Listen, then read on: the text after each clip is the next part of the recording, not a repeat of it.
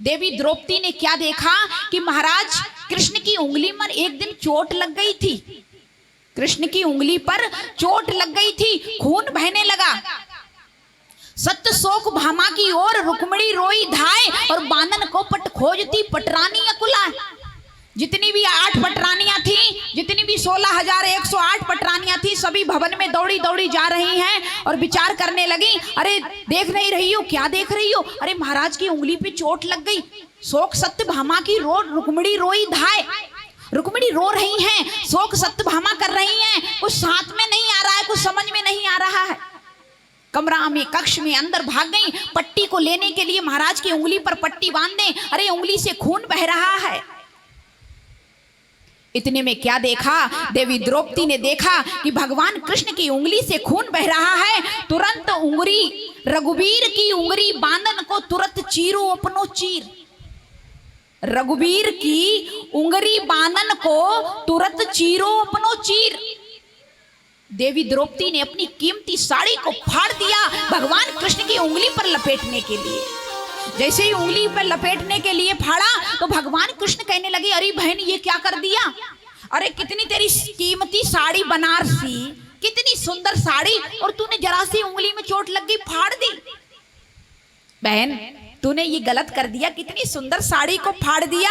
तो कहने लगी द्रौपदी, भैया प्यारे घनश्याम यदि काम आवे आपके, प्यारे घनश्याम यदि काम आवे आपके, अरे काट दे नसों को, ये तो रेशम के धागे हैं।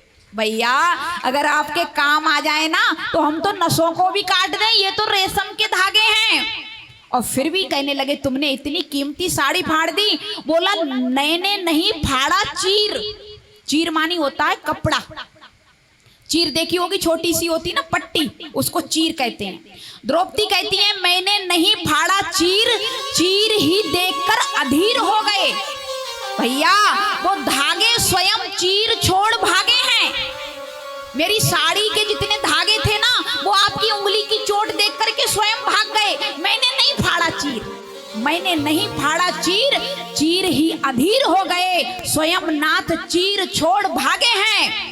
और वो धागे हैं अभागे, जो बड़े नहीं आगे, भाग उन्हीं के जागे जो उंगली पे लागे। वही धागे भाग्यवान है, भगवान से कहती हैं, जो तुम्हारी उंगली पे लाग गए। जब देवी द्रौपदी ने चीर को चीरा था, जो चीर अपनी साड़ी से निकाला था, उस चीर में 999 धागे थे। कितने? 999 धागे थे। भगवान कृष्ण ने कहा, बहन इन धागों का मोल मैं जरूर चुकाऊंगा। जो अनंत से जुड़ गया, तेरा धन है, तेरा वैभव है, तेरा वस्त्र है, जब अनंत से जुड़ जाता है तो सब कुछ अनंत हो जाता है। धीरे धीरे क्या हुआ कि महाभारत का युद्ध होने के लिए तैयार हुआ, और पांडवों ने जाकर के जुआ में सब कुछ हार दिया। दुष्ट दुशासन ने आकर के देवी द्रौपदी की साड़ी को खींच लिया। दुशासन ने कहा, ए पांचाली चलकर सभा में जाइए, क्योंकि तेरे पति पांचों तुझे जुआ में हार गए हैं। अब तू उनकी नहीं है, अब तू मेरी है। अब तो द्रौपदी रजस्वला अवस्था में रो रही हैं, चिल्ला रही हैं, साड़ी के पल्लू को पकड़ती हुई, डरती हुई, कांपती हुई सभा में गिर पड़ी आके। सभा में सभी बैठे हुए हैं, पितामह भीष्म बैठे हैं, कृपाचार्य, द्रोणाचार्य, धृतराष्ट्र, सब बड़े बड़े मछलियां तिमरियां बैठी हुई हैं सभा में। देवी द्रौपदी की साड़ी को दुष्ट दुशासन खींच रहा है। एकदम साड़ी के पल्लू को संभाला और कहने लगी, पितामह, पितामह, अरे पितामह आप देख रहे हो, आपके वंश की ये बधू, आपके वंश की ये कुलनारी आज बीच सभा में लूटी जा रही है पितामह। भीष्म पितामह ने देखा और देख के अपना सर नीचे कर लिया। कृपाचार्य, द्रोणाचार्य सबके हाथ जोड़ रही हैं, अरे मेरी लाज जा रही है, आपकी नारी, आपके वंश की बहू आज सभा में लुट रही है। जब कोई नहीं बोला तो कहने लगी, अच्छा कोई साथ नहीं दे रहा, अभी तो मेरे 1 नहीं 2 नहीं 5 पति हैं, पांच पति के पास गई। धर्मराज युधिष्ठिर की तरफ देखा, युधिष्ठिर ने सिर नीचे कर लिया, जाकर के कहने लगी, एक गांडीवधारी अर्जुन, कहाँ है तुम्हारा धन? आज तुम्हारा धनुष कहाँ चला गया? इस नारी, तुम्हारी देवी की, तुम्हारी रानी की, तुम्हारी पत्नी की लाश सभा में जा रही है। अर्जुन ने सर नीचे कर लिया। भीम से कहती है, कहाँ है तुम्हारी गधा? अरे बड़े योद्धा हो ना, बड़े बलचारी हो, आज दिखाइए ना रूप। अरे दुष्ट दुशासन मेरी साड़ी के पल्लू को खींच रहा है। सर झुका लिया। नकुल सहदेव सब बैठे हुए हैं, कोई बोल नहीं रहा है। साड़ी के पल्लू को खींच रही है। पल्लू को पकड़ते पकड़ते, खींचते खींचते आज 3 से 4 दिन हो गए। कोई ये नहीं कहता है, अरे दुष्ट दुशासन तू क्यों खींच रहा है? ये हमारे घर की पुत्र वधू है और ये साड़ी के पल्लू को तू क्यों खींच रहा है? कोई नहीं कह रहा है। तुम कहाँ छुपे भगवान, करो मत देरी। बिन काज आज महाराज गई लाज मेरी, करे द्रौपदी करुण पुकार शरण में तेरी। अरे मैं तेरी शरण हूं, आज मेरी लाज जा रही है, अब मेरी लाज बचने वाली नहीं है।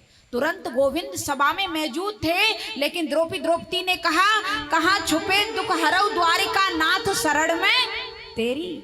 द्वारिका गए, द्वारिका से द्वारिकाधीश बनकर के आए और आकर के दुष्ट दुशासन जैसे ही साड़ी के पल्लू को बढ़ा रहा था, तुरंत देवी द्रौपदी ने देखा, आकर के ऐसी लाज रखी द्रौपदी की, दुशासन पचहारी। दुशासन साड़ी को खींच रहा है, ऐसी लाज रखी द्रौपदी की, दुशासन पचहारी। और खींचत खींचत दो भुजा ठाके, होन न दीनो उघारी, ऐसी लाज बचाई गिरधारी। ऐसी लाज बचाई गिरधारी ने कि दुष्ट दुशासन की दो भुजा थाक गई और मन में विचार करने लगा कि साड़ी बिच नारी है कि नारी बिच साड़ी है, कि साड़ी ही की नारी है कि नारी ही की साड़ी है। समझ में नहीं आ रहा है कि नारी बिच साड़ी है या साड़ी बिच नारी है। भगवान कृष्ण ने इतना चीर बढ़ाया, इतना चीर बढ़ाया कि 999 धागे, कितने धागे लगे थे उंगली पे? 999 धागे। और भगवान कृष्ण ने 9999 मीटर की साड़ी को बढ़ा दिया।